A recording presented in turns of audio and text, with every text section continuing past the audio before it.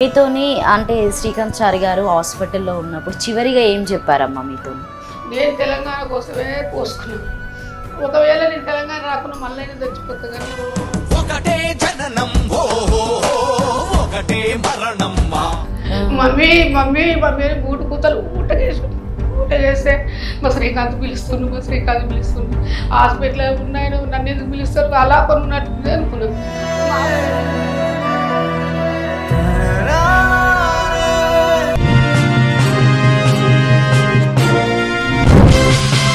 మీతోని అంటే శ్రీకాంత్ చారి గారు హాస్పిటల్లో ఉన్నప్పుడు చివరిగా ఏం చెప్పారమ్మా మీతోని?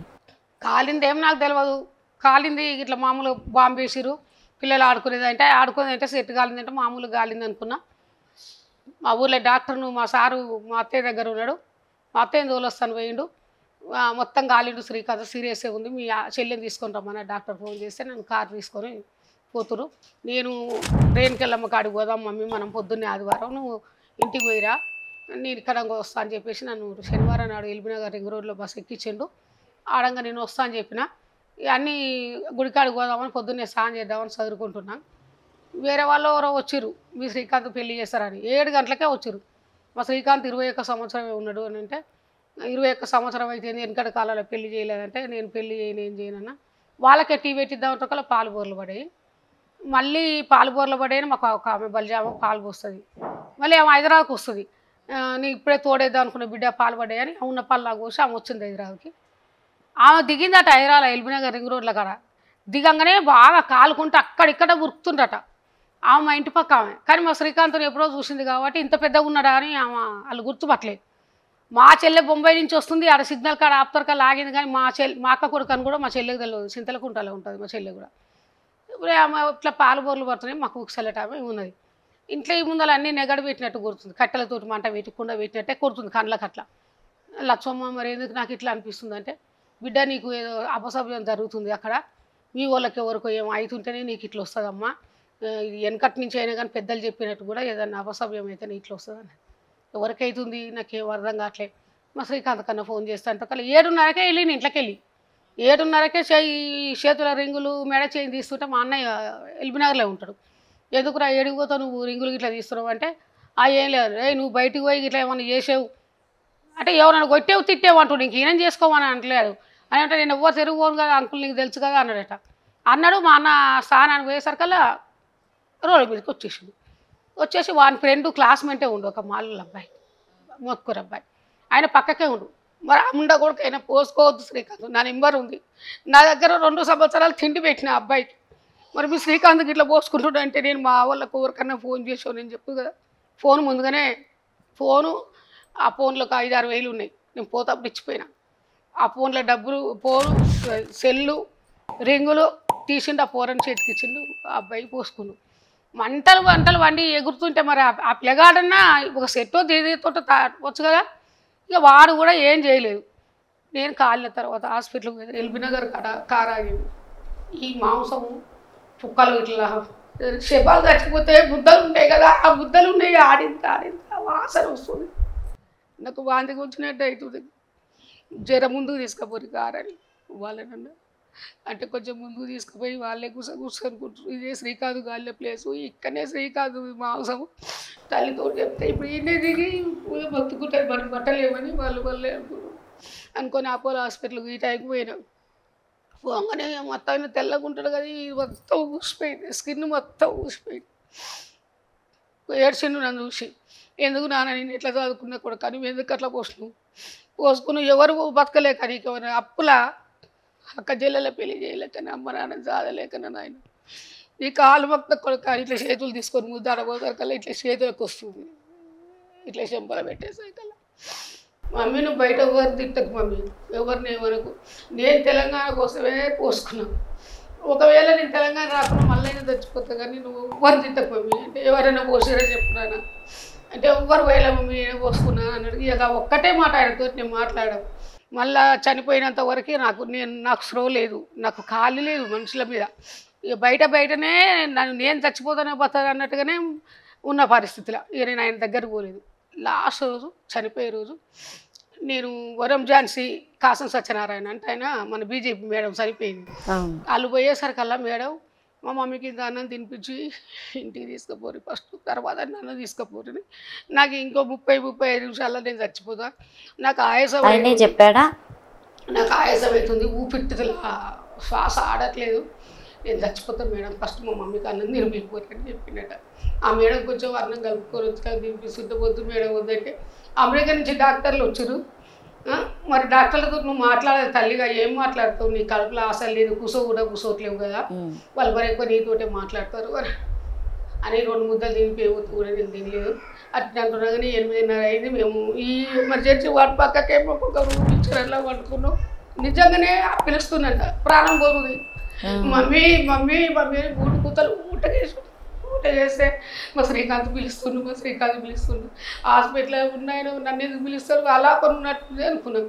మా వాళ్ళు ఒక 20-30 మంది ఉన్నాం ఆ రూమ్లో, ఒక్కొక్కరు చెప్పకుండా సరిపోతుండు అని డాక్టర్ సీరియస్ అని చెప్పగానే వీళ్ళందరూ బయటకు వెళ్ళిపోయిన తర్వాత మా వాళ్ళు ఎవరు కానొస్తారు, శ్రీకాంత్ ఇట్లా పిలుస్తుండ్రు, నాకు అలాపూర్ వచ్చినట్టుంది అని అనుకున్న తర్వాత బయటికి వెళ్దామంటే ఎవరు లేరని మా అక్క అలా ఉన్నది, మా తమ్ముళ్ళు, మా అక్కను చూసుకోపోరు కొంచెం, ఆమె మన సీరియస్ కాగల, ఆమెకైతే తెలియదు సరిపోయింది అని చెప్పి నన్ను ఒక సిస్టర్ని పంపించారు. నీకు బీపీకి ఇట్లా చెకప్ చేస్తాను, నాకు ఏ బీపీ లేదమ్మా, నాకు ఏ బీమార్ లేదు, నేను మంచిగానే ఉంటా, కానీ ఈ లైట్లు అన్నీ బంద్ చేసారు ఎందుకని నేను అప్పుడే వాళ్ళకు వచ్చిన రాగానే చచ్చిపోయింది. ఇక మమ్మీ అని 3 కూతలు వేసిండు, ఆ మంచం మీకు కింద పడ్డాడట, ఇంత బ్లడ్ కక్కిండు, ప్రారంభం పోయినాక ఇది జై తెలంగాణ అనేది ఒకటి నా చెవులో శబ్దం పడుతుంది. జై తెలంగాణ దేనికోసం అంటారు నాకేమో అని నేను అనుకున్నాను. వాళ్ళకి వచ్చిన లిఫ్ట్ బంద్ చేసిరు, లైట్లు బంద్ చేసిరు, అందరి నుండి ఏందమ్మా ఇట్లా లైట్లు బంద్ చేసిరు అని అంటే కరెంటు పోయిందన్నారు. లిఫ్ట్ ఎందుకు బంద్ చేసిరా, లిఫ్ట్ కరెంట్ ఏంది ఎట్లా వస్తుంది అన్నారు. మరి ఎట్లా అంటే అయ్యో ఇప్పుడు చచ్చిపోయిన పిల్లగాని తల్లి ఉన్నట్టుందని ఒక ఆమె. ఊకో ఇప్పుడు ఎవరు చచ్చిపోయారు, ఇక చిన్న పిల్లగారు చచ్చిపోయిండు, వాళ్ళ తల్లి ఎందుకు అవుతాను అంటే ఆమె మరిపియాలని ఆ మాట ఇంకొక అమ్మ.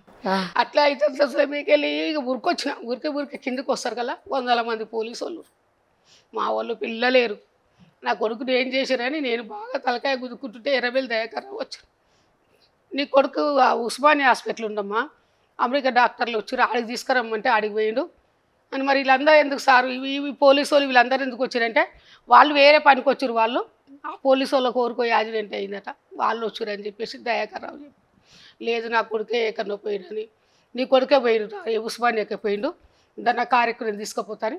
ఆ దయాకర్రావు కారు ఇచ్చి మమ్మల్ని గుసబెట్టిండు, ఆయన వేరే కార్లు వచ్చిండు, ఉస్మానియాకి పోయినాం. అప్పటికి 1:30-2 అవుతుంది. అవి వెనక గుసబెట్టరు.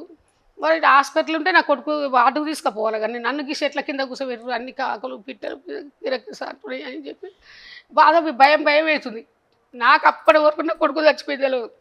ఈ శవాన్ని తీసుకొని ఇట్లా దాంట్లోకి వెళ్ళి తీసుకొని ధర్నా చేద్దామని బయటికి వెళ్తురు. అప్పుడు ఐజీ వచ్చిండు. ఐజీ వచ్చి అమ్మ చెప్పమ్మా శవాన్ని ఎక్కడ తీసుకుపోవాలి, మీ ఊరు మా అత్తగారు ఊరు గొల్లపల్లి, మేము ఉండేది పొడిచాడు, పుట్టి పెరిగి అంతా కూడా పొడిచాడు, ఎక్కడ తీసుకుపోవాలని సార్ అంటే ఎక్కడ శవం అనేది అప్పుడుగా అసలు కొట్టుకుంటుంటే వాళ్ళతో పాటు కేటీఆర్ అరెస్ట్ అవ్వచ్చు. కేటీఆర్ అరెస్ట్ నేను కేసీఆర్ కొట్టుకున్నమ్మా, అరెస్ట్ అవ్వరు ఇట్లా శ్రీకాంత్కు కాదమ్మా, అయిపోయిందమ్మా, ఈ కుటుంబానికి పెద్ద దిక్కు మీ పెద్ద కొడుకు అనుకోమ్మా అని కేటీఆర్ అన్నాడు, అరెస్ట్ అవ్వన్నాడు. వాళ్ళు కూడా నన్ను అదే ప్రకారంగా చూసుకున్నారు, వాళ్ళ కుటుంబంలో కూడా అదే ప్రకారంగా చూసుకున్నారు.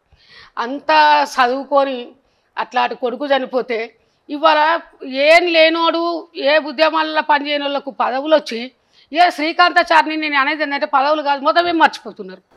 ఇప్పుడు అంతకుముందు ఏడనైనా స్టేజీల మీద మీటింగ్లో అయితే అమరవీర స్థూపం పెట్టేది, ఒక శ్రీకాంత్ ఫోటో పెట్టమంటలే, అమరవీర స్థూపం పెట్టి అమరవీర స్థూపానికి దండలేసేది టీఆర్ఎస్ పార్టీలు. రాను అది కూడా మర్చిపోయారు.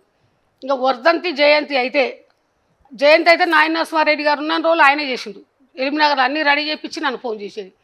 ఇప్పుడు ఊర్లలోకి వస్తారు కల్లా వర్ధంతి వచ్చిందనుకో, ఇక మినిస్టర్ల కాడికి ఎమ్మెల్యే కాడికి పోయి ఫలానా డేట్నారా అంటే సార్ అని పిలిస్తే వస్తే ప్రతి సంవత్సరం 4 లక్షలు 5 లక్షలు ఖర్చు పెట్టుకుంటా, నేనే చేస్తాను. ఫస్ట్ సంవత్సరం కేసీఆర్ గారు పెట్టిండు, మంచిగా బాధ్యతనే చేసిండు. హరీష్ రావు వచ్చారు ఒక సంవత్సరం, ఈటల రాజేందర్ అట్లా ఒక్కొక్క సంవత్సరం ఒకరు వచ్చారు బాగానే. ఇక ఆ తర్వాత రాను శ్రీకాంతాచారిని మర్చిపోతున్నారు. ఆ తల్లికి పదవి ఇస్తలేరు, పదవి ఇవ్వకున్నా గౌరవం లేదు. మొత్తం మా జిల్లాలనే ఇప్పుడు నేను ఉండేది మరి మా జిల్లాతో పని కదా, నాకు వేరే వేరే జిల్లాలతో నాకేం పని, సొంత జిల్లాలో నాకు పని, సొంత జిల్లా వాళ్ళే నన్ను ఇట్లా చేస్తారు. ఇప్పుడు ఆ గవర్నమెంట్ వచ్చింది, ఇంకా ఈ గవర్నమెంట్లు ఉన్నప్పుడు ఇట్లా నోటుతోటో వాళ్ళతోటో వాళ్ళ పరిచయాలతో నెగులుకుంటూ వచ్చిన. ఇప్పుడు ఈ గవర్నమెంట్ వచ్చింది, మరి ఈ గవర్నమెంట్ వచ్చినాక ఈ గవర్నమెంట్ అయితే లేదు కదా, లేకున్నా ఉంది. ఇంకా వీళ్ళు మళ్ళీ లెక్క చేసేది ఎక్కడ, ఇంకా కూడా లెక్క చేయరు అని చెప్పేసి నేనేం చేసిన, ఇక ఇచ్చే తెలంగాణ రాష్ట్రం ఇచ్చింది సోనియమ్మ గారు. అప్పుడు రేవంత్ రెడ్డి గారు అనేది ఎప్పుడైనా శ్రీకాంత్ తల్లికి ఆ కుటుంబానికి అన్యాయం జరిగిందని ప్రతిపక్షంలో ఉన్నప్పుడు చాలాసార్లు అన్నాడు. నేను ఆ మాటని సంతోషించేదాన్ని. మీ గుండెలు ఉన్నాడు శ్రీకాంత్ అయితే గుర్తున్నాడు కదా మీకు అనుకునేదాన్ని. ఈ శ్రీకాంత్ చనిపోయాక కోమటిరెడ్డి వెంకరెడ్డి మంత్రి పదవికి రాజీనామా చేసిండు. పిల్లలు చనిపోతుందని రాజీనామా చేసి 5 రోజులు దీక్షలో కూర్చున్నాడు వెంకరెడ్డి సారు.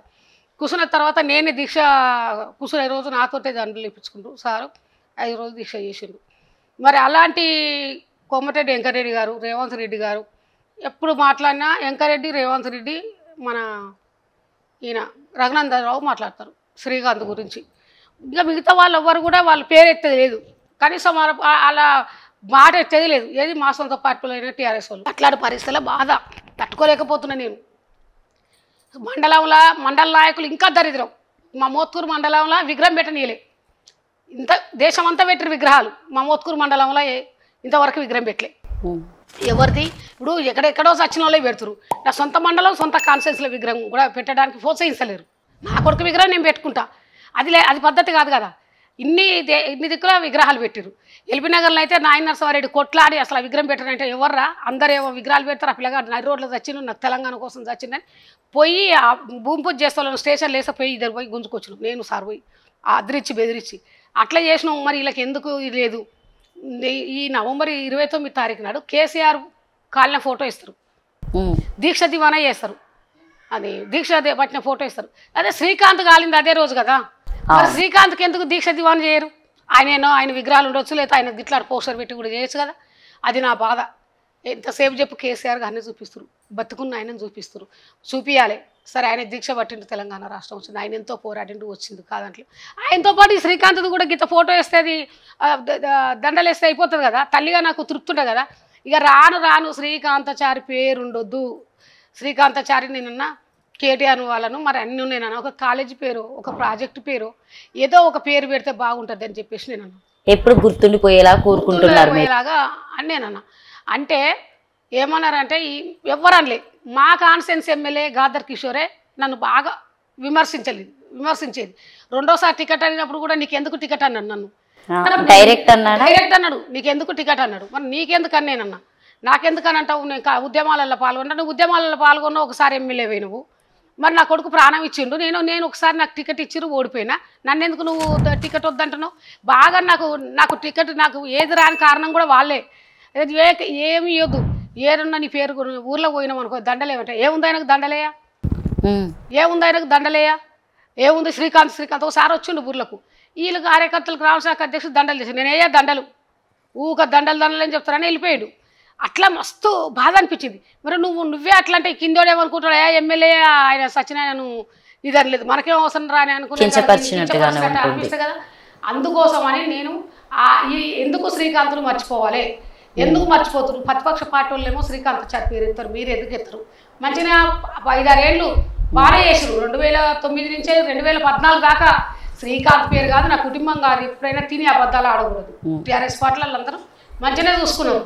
నేను పార్టీ మారడం కారణం కూడా ఎన్ని కష్టాలు వచ్చినా వీళ్ళ కోసమే మారలేదు.